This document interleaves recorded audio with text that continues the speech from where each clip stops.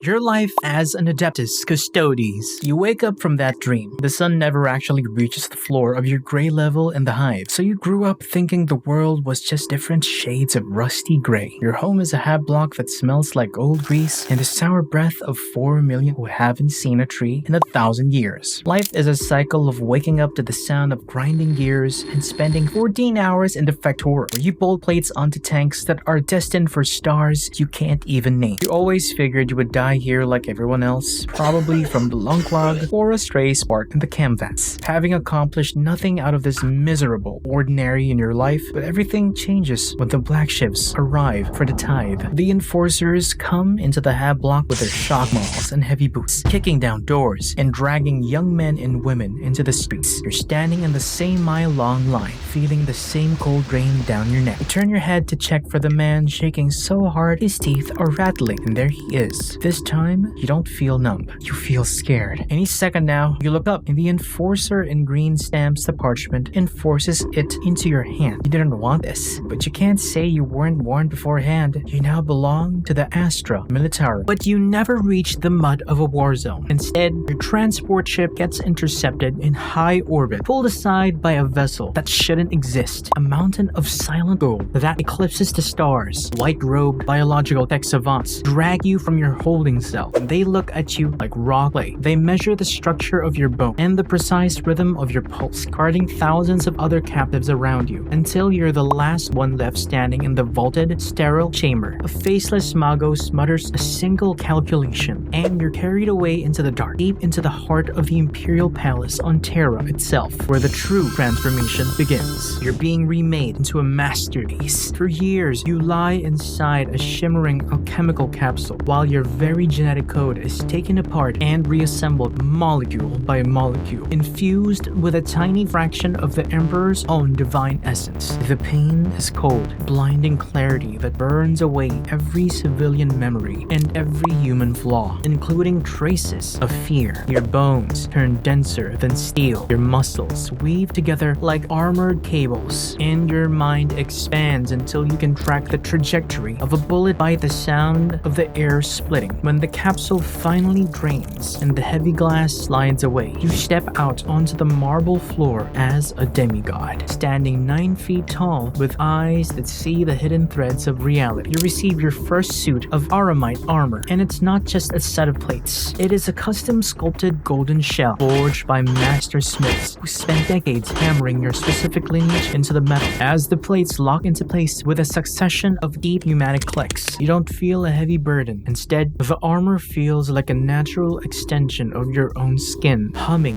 with a soft golden energy that warms your blood. They place a guardian spear into your massive gauntlets, a flawless weapon that combines a power blade capable of slicing through tank hulls with a built-in bolt-on that fires micro-rockets. The moment your fingers wrap around the haft, the weapon's machine spirit bonds with your mind, making it feel lighter than a feather, yet deadlier than an orbital strike. Your early centuries are spent in total silence, guarding the inner sanctums, where the ordinary citizens of the Imperium are never allowed to look. You stand perfectly still for decades at a time, beneath the vaulted arches of the Sanctum Imperialis, a living golden statue that doesn't blink, speak, or even twitch. Your primary heart beats only once every few minutes to conserve energy, while your secondary systems run at absolute perfection. The air around you is thick with incense and the ancient dust of forgotten history, but your eyes never stop scanning the shadows, looking for the slightest ripple in the air that might indicate an assassin or a warp-spawned horror trying to breach the ultimate sanctuary. But the galaxy changes when the Great Rift tears open across the night sky, and for the first time in 10,000 years, the Golden Gates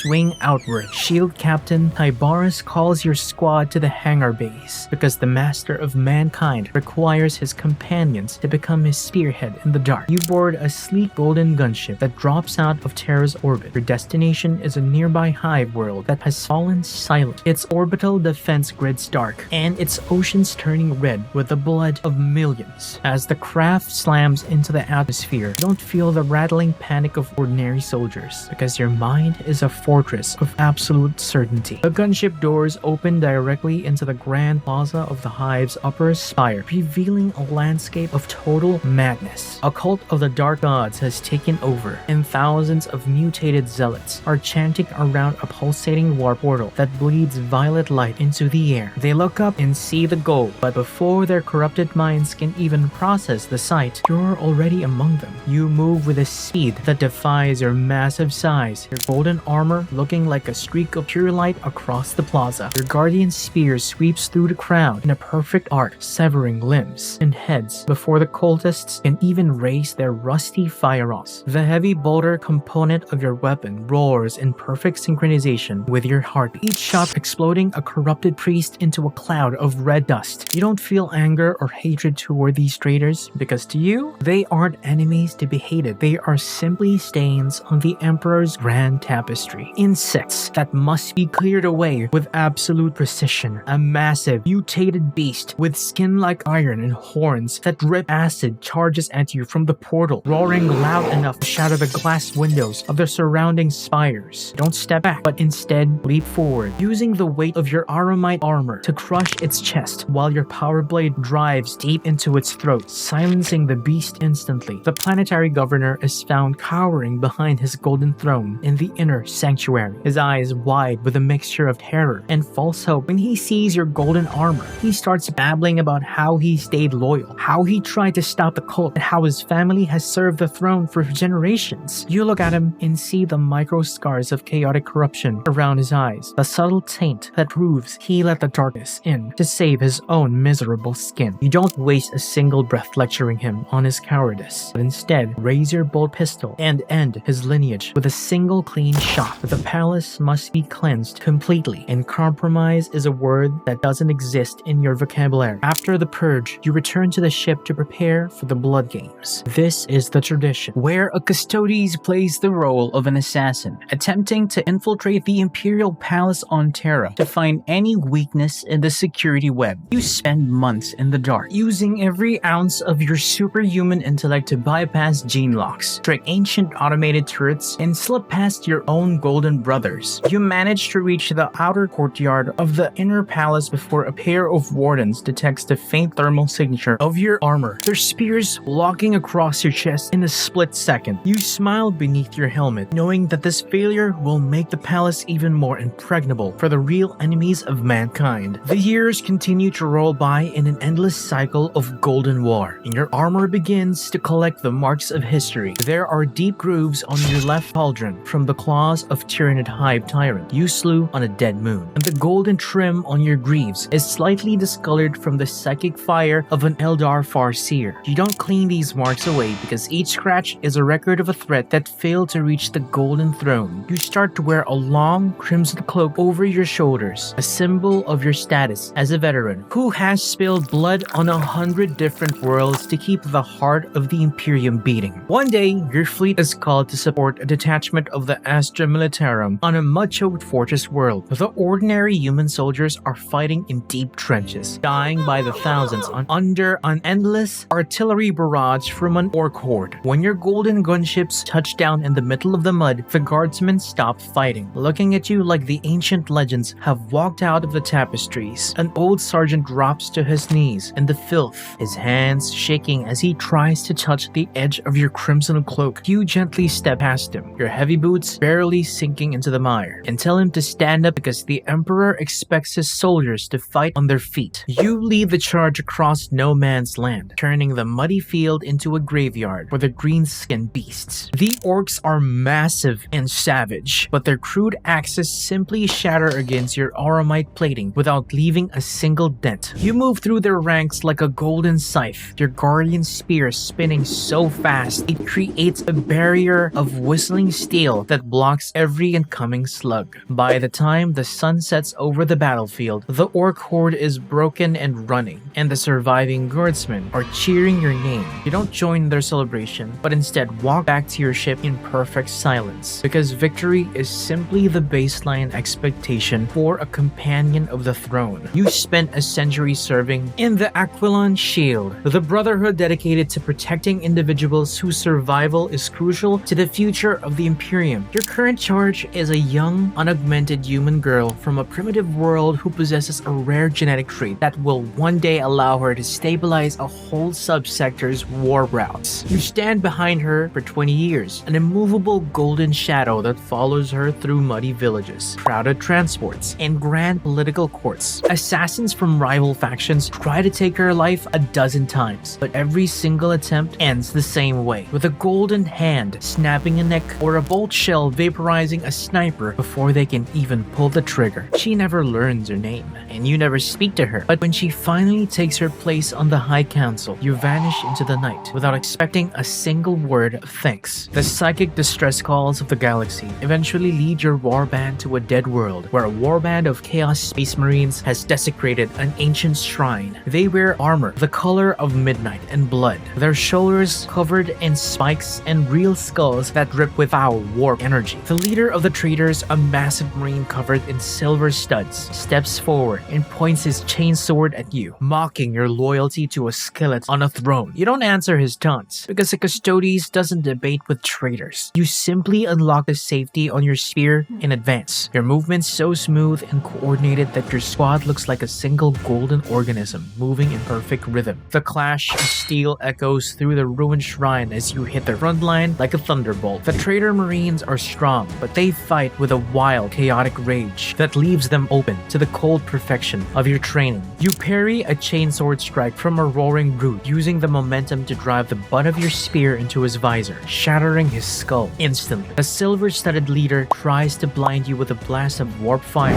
from his hands, but the protective runes woven into your aramite armor absorb the energy, turning the dark flame into harmless golden sparks. You step through the smoke and sever his head with a single elegant strike, leaving his body to collapse into the dust before his followers can even realize their champion has fallen. The cold void becomes your permanent home as the fleet pushes deeper into the segmentum solar, clearing out pockets of lingering heresy that think the dark will hide them. You stand on the bridge of a strike cruiser, watching the blue light of the warp wash over the view shields in waves of silent energy. The tech priests around you are chanting prayers to the machine god, their voices a robotic hum that blends into the background of your thoughts. You look down at your golden gauntlets, noting the way the ambient light reflects off the polished surface, completely free of the industrial grime that defined your early childhood. A distress beacon draws your warband to an ancient mining moon that has been overtaken by a cult of subterranean mutants. The tunnels are narrow and pitch black, filled with a choking dust that would clog the lungs of a regular baseline human within minutes. Your auto senses adjust instantly, shifting your vision into a sharp, amber-tinted spectrum that reveals every single ambush point before you even reach. The mutants drop from the rock ceilings with rusty pickaxes and jagged teeth, but they move so slowly in your perception that it feels like fighting statues. You drive your spear up through the jaw of a master mutant until the point emerges from the top of its skull, making the remaining creatures scatter into the dark cracks like terrified insects. The deep underground turns into a meat grinder for the creatures as your squad advances in a flawless line, never slowing down and never breaking formation. The sound of your heavy boots on the stone floor is a steady, terrifying thud that echoes through the lower tunnel like an approaching storm. You find the cult's primary breeding chamber, a massive cavern filled with stolen Imperial machinery and blasphemous symbols painted in glowing green slime. A giant mutant master, easily the size of a light transport vehicle, steps forward with a roaring mining drill attached to its arm. You slide under the swinging weapon with a fluid grace that shouldn't be possible for someone in heavy armor, driving your spear up through its jaw until the point emerges from the top of its skull. The remaining creatures scatter into the dark like insects when they see their champion destroyed so easily, but you don't pursue them into the deep cracks. Your mission was to secure the primary facility, and you leave the cleaning of the smaller tunnels to the local planetary militia that will arrive in a few weeks. You walk back toward the surface elevator, your armor humming with the low energy that keeps your internal climate perfectly regulated despite the intense heat of the deeper strata. The squad leader, a veteran warden named Justinian, notes that the efficiency of the sweep was within optimal parameters, a statement you accept with a silent nod.